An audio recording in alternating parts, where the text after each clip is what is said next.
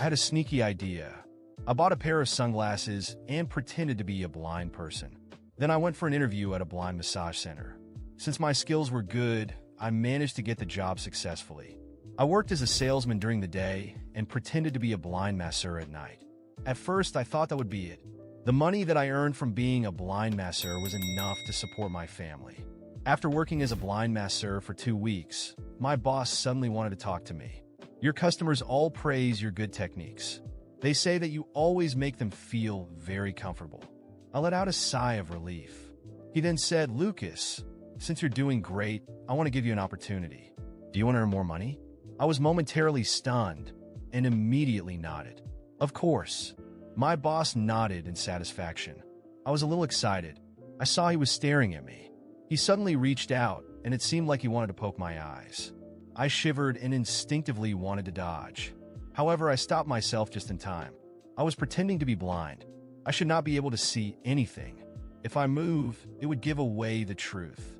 His fingers stopped right before my eyes. As I remained motionless, he nodded and grabbed my hands. He said, "Lucas, we provide a hidden service on the top floor. You're in this industry, so you know that some people are more sensitive when they're being massaged. Some of them feel pleasure from it, right?" I nodded. I learned that when I was in vocational school. Besides, during the 2 weeks that I was here, I met customers who were a bit more sensitive than others.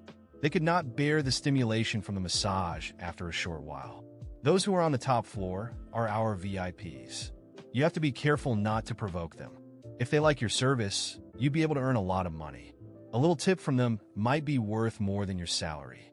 My eyes widened behind my sunglasses. It sounded too good to be true. I gulped and immediately said, "Don't worry. I'll do my best." "Good. You can head to the top floor tomorrow. I have high hopes for you." He patted my shoulder and left. I clenched my fist in excitement after he left. After work the next day, I rushed to the massage center. Someone led me to the top floor and into a room. I was shocked when I looked at the furnishings. The room looked very luxurious. An average person would not be able to afford something like this. "Lucas, get ready. The VIP is almost here." The supervisor came in to inform me. I nodded and stood by the door. I lowered my head as I waited, and after a while the door opened. I saw a pair of long legs wrapped in black pantyhose. She was wearing a pair of high heels too. I kept my head low as I said respectfully, "Good evening, miss.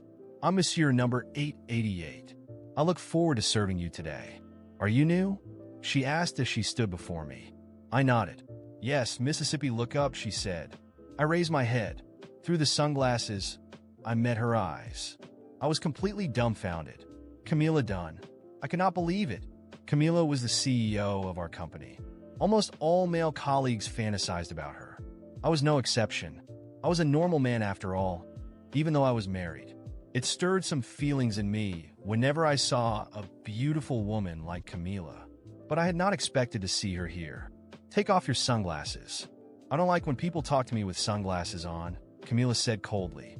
I trembled, but I still took off the sunglasses. My eyes were lifeless and unfocused as I stared in front of me. To get hired at this massage center, I had spent a lot of time learning how to pretend to be a blind person. Camila stared intently into my eyes. I did not even dare to blink. She finally looked away just when my eyes were getting sore. I let out a sigh of relief. It was fortunate that I was not very well known in our company as a CEO. She did not know about me. "You look handsome now. Let me see your skills." After she said that, she started to take off her clothes right in front of me. I gulped as she tossed her clothes away. Finally, she was wearing her birthday suit. She lay down on the massage bed. I kept reminding myself not to give anything away. Then I started massaging her. Camila's skin was very soft and smooth to the touch. I massaged as usual, but after a while, Camila seemed dissatisfied. "What are you doing? Didn't your boss teach you how to do this?" I was surprised. Before I could react, she took my hands and pressed them against her lower back. I swallowed hard as my trembling hands started to massage that area. Although I had somewhat guessed this was the type of hidden service on the top floor from what my boss had told me yesterday, I still felt nervous when I actually started doing it. As I continued massaging her, she began to relax. After a while, I could hardly keep myself composed as I looked at her serene expression. I gave my best, and she shivered a few times, clearly pleased with my skills. "You're really good at this," she said after I finished. Camila took a moment to compose herself, and then started smoking. I stood respectfully at her side. She blew a smoke ring in my direction, took out a wad of cash, and placed it on the massage bed. I didn't look at the money at all. I was cautious, suspecting she might be testing me.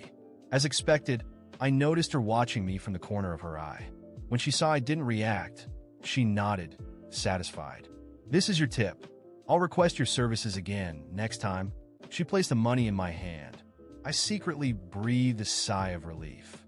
She was very cautious. I pretended to feel the thickness of the stack of cash, and then put on a surprised expression as I thanked her. "Thank you very much." Camila waved her hand, dismissing me. I took the money and slowly left the room. Once outside, I looked at the cash in my hand. It was about $5,000. I found it a bit unbelievable to have received such a large tip for just giving a special massage. I took a deep breath and put the cash in my pocket before heading back to the lounge. After a while, my boss called me in and praised me. He said the client was very pleased with my performance and kept encouraging me to keep up the good work. I, of course, readily agreed. My boss didn't schedule any other clients for me after my session with Camila. It seemed that few clients paid for the top floor service. It was more about quality than quantity. I went home after my shift, but the attractive image of Camila lingered in my mind. I didn't even bother to shower, releasing my pent-up tension with my wife. The next day, I went to my full-time job as usual. But when I reached the office building and was about to enter, I saw Camila arriving by car. I panicked and immediately turned around. Camila didn't notice me as she parked, and I sighed in relief. I needed to avoid her in the office. Otherwise, she might be surprised to find out she was being served by a simple salesman like me. I finished my shift feeling anxious and went straight to my other job. Upon arriving at the massage center, I calmed myself down and prepared for the evening. To my surprise, Camila showed up again right after I had changed into my uniform. She'd had a massage yesterday, so why was she back today? Was she really that interested? I cast a quick glance at her, but when she turned around, I unfocused my eyes and began the session. After yesterday's experience, I was already familiar with her body and knew her sensitive spots. I started with a light warm-up before using my main techniques. Camila sighed softly under my touch. However, toward the end of the massage, she suddenly turned around and pushed me against the massage bed. I was surprised. Though I had imagined scenarios with her before, I had never dared to act on them. But Camila seemed to have lost her composure. She brushed my hands away and tried to pull on my pants. I held onto my pants firmly and quickly said no. I don't offer that type of service. Her eyes briefly regained some clarity, but when she noticed my nervousness in a non-threatening way, her interest returned. "Don't you want to? I'll pay you $10,000 for it," she offered, her voice dripping with temptation. I hesitated but still shook my head. $20,000. My heart raced. $30,000. Camila showed no hesitation. I swallowed hard. $50,000, she whispered, leaning closer. She seemed almost offended by my refusal as she looked at me and, with a soft sigh, leaned in as if to kiss me. As Camila leaned in to kiss me, a shiver ran down my spine. It was a dangerous line, a point of no return. The thought of $50,000 kept echoing in my mind, tempting me, but something deep inside held me back. I took a subtle step backward, trying to refuse without causing a scene, but in that instant, I saw her expression change. Her face, which had been alluring and seductive, transformed completely. She became cold, calculating, and alarmingly observant. Camila kept her gaze on me, eyes narrowing as if she were piecing together a puzzle. I felt the tension in the room rise, and she raised an eyebrow, a cruel smile starting to spread across her lips. "Interesting," she murmured, crossing her arms and studying me like I was some kind of specimen. "Tell me, Lucas, why did you back away?" She paused, her gaze fixed on mine. Or better yet, how did you know I was so close? That was when panic set in. I could feel my face flush as my stomach dropped, realizing I had just betrayed my disguise. She was one step away from putting everything together, and I struggled to keep my expression neutral. I could feel cold sweat beading on my back. I desperately searched for an excuse, anything to explain my behavior. But before I could open my mouth, she laughed, a dry, knowing laugh that sent a chill through me. "You really thought you could fool me? Pretending to be blind to get a job?" She shook her head, each word laced with contempt. "That's pathetic." My mind was spinning, trying to make sense of what was happening. How had she figured it out? Had someone reported me? Or had she known all along and was just waiting for this moment to confront me? I felt my mouth go dry as shame and fear paralyzed me. But before I could even attempt to defend myself, Camila turned and snapped her fingers, her authority cutting through the air like a blade. The door opened behind me, and two security guards stepped in, their expressions cold and emotionless as they fixed their gaze on me. I was trapped, and any hope of talking my way out was gone. She was in complete control, and anything I said or did would only make things worse. "I knew from the start that you were a fraud, Lucas," she said, looking at me with barely concealed disgust. "This job, this position, it was all a test. You were nothing but a little rat in my experiment." Those words hit me like a slap in the face. All my efforts to provide for my family and sustain my dual employment now felt like a bitter joke. I was starting to realize that every wrong decision I'd made had led me straight into this trap, and now I was entirely at her mercy. Camila took a step closer, relishing my expression of defeat, her gaze filled with disdain. She looked me over as if I were a broken toy, something she could discard at will. With a casual gesture, she signaled for the guards to take hold of me. One of them gripped my arm firmly, while the other positioned himself to block any escape. I was completely cornered. "You know, Lucas," Camila continued, her voice laced with scorn, "there's nothing more despicable than a liar who thinks he can get away with it. Did you really believe you could pretend to be blind and I, of all people, wouldn't notice?" I struggled to speak, shame and desperation choking my words. "Camila, please. I needed this job. My family relies on this money." She laughed, a cold, mocking sound that cut through any illusion of mercy. "Oh, so now you want me to feel sorry for you?" She gave me a look of pure contempt. "Sympathy is for honest people, Lucas, not for liars and opportunists. Do you think you're special? Well, let me show you what happens to people like you." She waved her hand dismissively, and the guards began to drag me out of the room. Panic overwhelmed me. I knew that if she wanted to, she could ruin every part of my life, professionally, personally, financially. Everything I had worked to build could be destroyed with a single word from her. I tried to pull my arm free, but the guard's grip was unyielding, while Camila watched, utterly satisfied with her power over me. As they led me down the corridor, my mind was spinning. She hadn't just discovered my lie. She was prepared to make me pay for it. And I was finally starting to see that every foolish decision I had made, from pretending to be blind to rejecting her kiss, had been carefully manipulated by her to bring me to this humiliating point.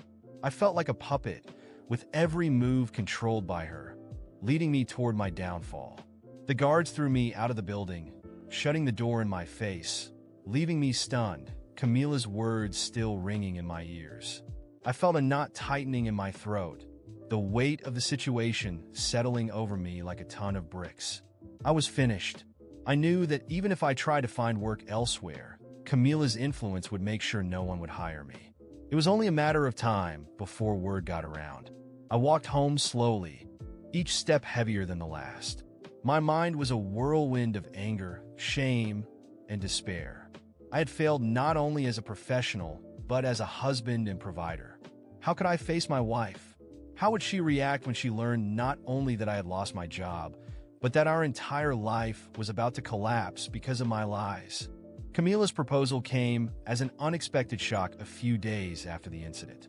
She sent me a direct, cold, and clear message. $100,000 for one last massage, Lucas. After that, I never want to see your face again. My stomach churned as I read it. $100,000. That amount was impossible to ignore, but accepting it would mean submitting myself to one more round of her cruel games. Yet the temptation was unbearable. I could pay off all my debts, set aside savings, and maybe even try to rebuild my life. The dilemma gnawed at me, and that evening, beside my wife, I rehearsed a feeble excuse. I told her I had a last-minute work engagement and would be home late. She raised an eyebrow, seeming slightly suspicious, but then relaxed and smiled. "All right, love, I'm going out too. One of the girls invited me for a girls-only night. Enjoy your work." Her words unsettled me in a way I couldn't explain, but I did my best to hide the tension. She seemed unusually at ease, and I didn't yet know that it would be the last night I would share a truth with her. On the way to the massage center, my mind was racing. I knew that accepting Camila's game meant submitting myself to her whims one last time, but the money was irresistible. When I arrived, a receptionist greeted me and directed me straight to the top floor, where the client was already waiting. My heart was pounding, and the sense of discomfort was almost tangible. When I entered the room, the ambience was different. Dim lighting, soft music in the background, and a faint floral aroma created an intimate, elegant atmosphere. The client was already lying on the massage table, and I noticed she was blindfolded, which struck me as odd, but I considered it just another one of Camila's games. I swallowed hard and approached her. I began the massage, doing my best to stay composed and not reveal my discomfort. Her skin was soft to the touch, and every movement seemed meticulously planned to keep the session as professional as possible. She let out a gentle sigh, as though surrendering to the relaxation. It was evident she was enjoying it, and for a moment I tried to block out my thoughts, focusing only on finishing the job and getting out of there. But as the minutes passed, an unsettling feeling grew inside me. The woman moved as if she were completely comfortable, and her body responded to my touch in a way I hadn't expected. With each movement, each touch, she sighed more intensely, almost as if she were fully surrendering to the experience. Something about her behavior disturbed me profoundly, and I began to feel a knot forming in my stomach. There was something uncomfortably familiar in her reactions. Suddenly, it dawned on me. Each gesture, each reaction, each detail of her body reminded me of someone I knew intimately. I tried to push the thought away, but it became clearer and clearer. Her perfume, the subtle movements, it was as if my body recognized this person before my mind did. My hands suddenly froze, and a wave of panic washed over me. My heart raced, and the realization hit me like a fatal blow. I was massaging my own wife. A chill ran down my spine and my body went rigid. Everything made sense now. Camila, with her subtle cruelty, had planned every detail to place me in this humiliating, excruciating situation. This was her final revenge, the ultimate humiliation. It wasn't just payback for my attempt to deceive her by pretending to be blind. It was her way of showing me just how vulnerable and powerless I was under her control. She had invited my wife, gifted her this prize of an exclusive massage experience, knowing it would be me in the room without her knowing. My wife lay there, motionless, enjoying every second, while I fought to keep my composure. The irony of the situation hit me like a slap in the face. I knew she was enjoying it, that she was experiencing something that clearly pleased her, and it hurt in ways I could never explain. The idea that she was surrendering so naturally to the massage, unaware that it was me, stirred up a mix of anger and pain within me. Finally, I finished the massage. My heart was pounding, and every fiber of my being screamed to get out of that room as quickly as possible.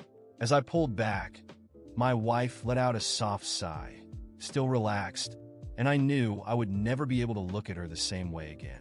I left the room feeling like a complete fool, as though every wrong decision I had made had led me straight to rock bottom, all because of Camila's cunning manipulation. Leaving the building, I wandered the streets aimlessly, still in shock, trying to process everything. I had been used, betrayed, and humiliated, and my wife, unknowingly, was at the center of this twisted game. What hurt the most was realizing that, not knowing it was me, she had completely given herself over to the experience. It was a bitter truth that I couldn't shake.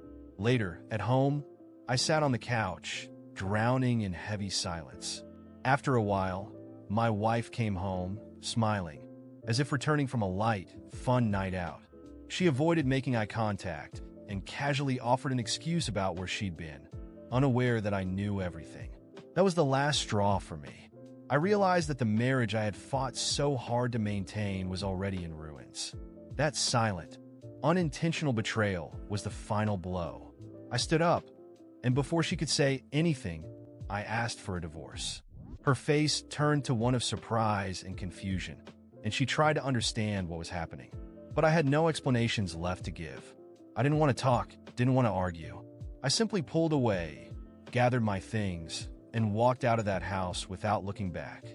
The pain of the silent betrayal and Camila's cruel game still echoed in my mind, but what weighed on me the most was knowing I would never be able to forget what my wife had done, even though she hadn't known it was me.